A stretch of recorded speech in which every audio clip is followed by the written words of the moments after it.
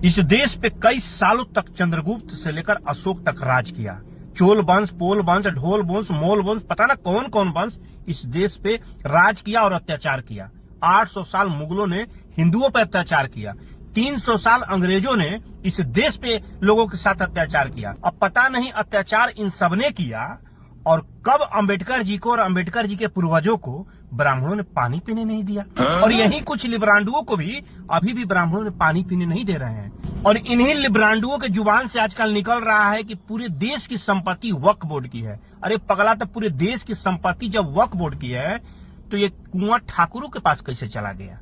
और उसी कुआं से ब्राह्मणों ने तुम लिब्रांडुओं और लिब्रांडुओं के पूर्वजों को पानी कैसे नहीं पीने दिया? बे लाओ तो 9 नंबर वाला जूता रे। क्या करेंगे? लिब्रांडुओं को पिटाई करके दाई जूता दाई जूता दाई जूता ससुर के नाती सब ब्राह्मणों ने। सभी साथियों को जय भीम, जय संविधान। साथियों, आपने इस ब्राह्मणवादी की बातों को सुना।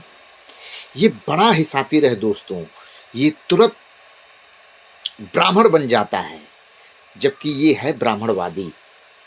ये तुरंत क्षत्रिय भाइयों को जोड़ लेता है ताकि सोशल मीडिया पे इसे सपोर्ट मिल सके।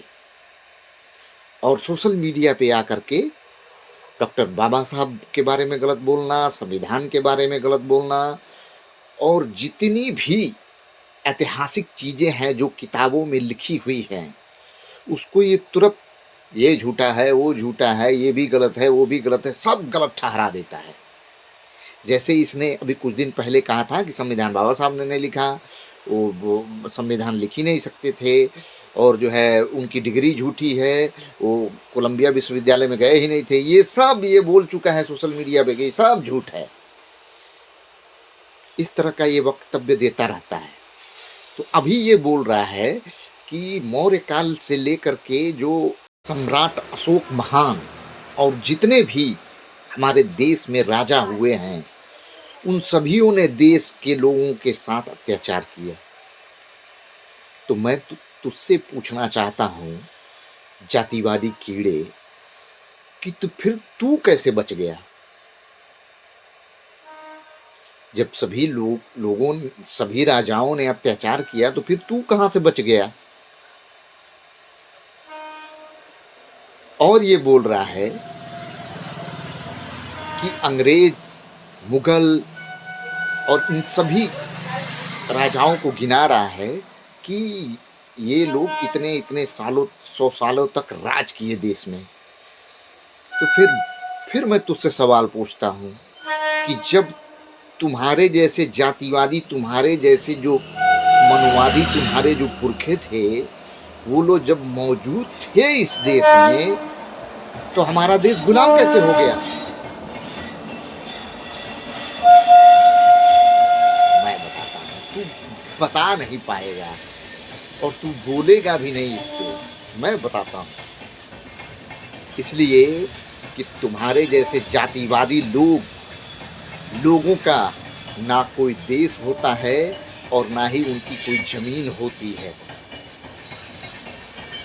वो लोग सिर्फ और सिर्फ लूटना जानते हैं, लुटेरे हैं। तुम्हारे पुरखों ने और तुम्हारे जैसे जातिवादी लोगों ने उस समय इस देश को जितनी बार गुलाम बनाया गया, वो तेरे पुरखों का ही हाथ है और तेरे पुरखों का ही सहयोग है। और रही बात जूतों की, तो मैं तुझसे कह रहा हूं कि तेरी औकात जूतों की है ही नहीं है। तेरे जैसे जातिवादी लोगों के लिए हम लोग चप्पल रखे हुए हैं, और दे चप्पल दे चप्पल दे चप्पल। अभी देखा ना हाल ही में वकील साहब का क्या हाल हुआ है? दे चप्पल दे चप्पल। ससुर के नाती।